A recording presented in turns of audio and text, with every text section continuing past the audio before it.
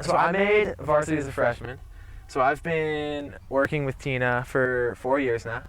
And when I first made the team, it was kind of a shock because you enter sort of a different world when you make the team. You enter sort of Tina Booth's dynasty. And it's interesting to be a part of that because she's been a coach for so long and she has so many kids on her team that really respect and have bought into her program that when you make the team, it's crazy to see how immersed people are in the program.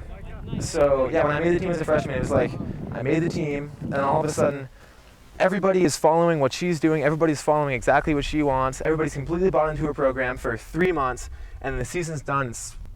What just happened? What just happened? Okay, so I started playing Ultimate in the early 80s when I was in grad school at Cornell.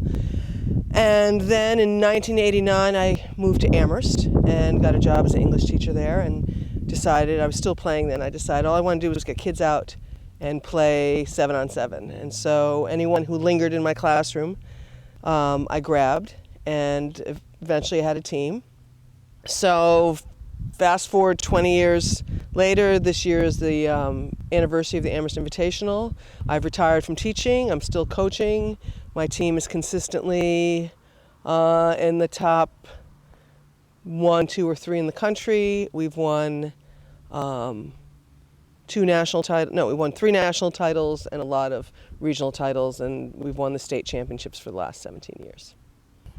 I think Ultimate is like any other sport in that your mental preparation and your mentality going into competition determines a lot of your success. And Tina really understands what it means to have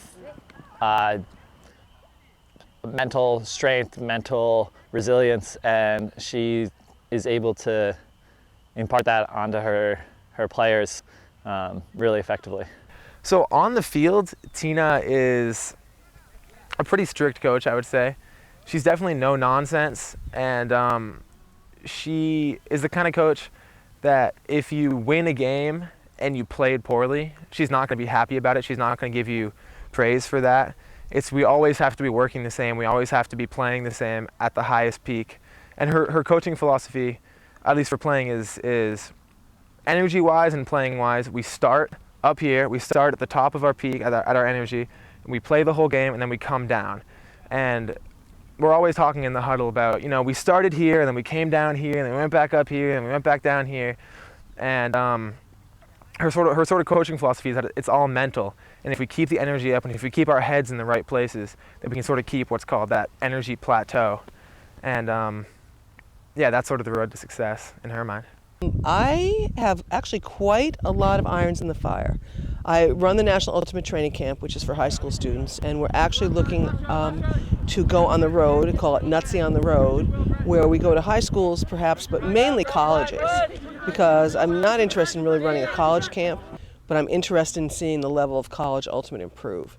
So to that end, we've come up with a model in which we will go to a college and either do a smaller clinic or spend a day or 2 with them to help their team, or we'll do something we call the Nutsy Jamboree, in which a lot of different colleges come to one college for a weekend. We run a 2-day camp, and then the team that hosts us gets everything for free. So we've got a couple models out there. We're going to launch that in the fall of this year.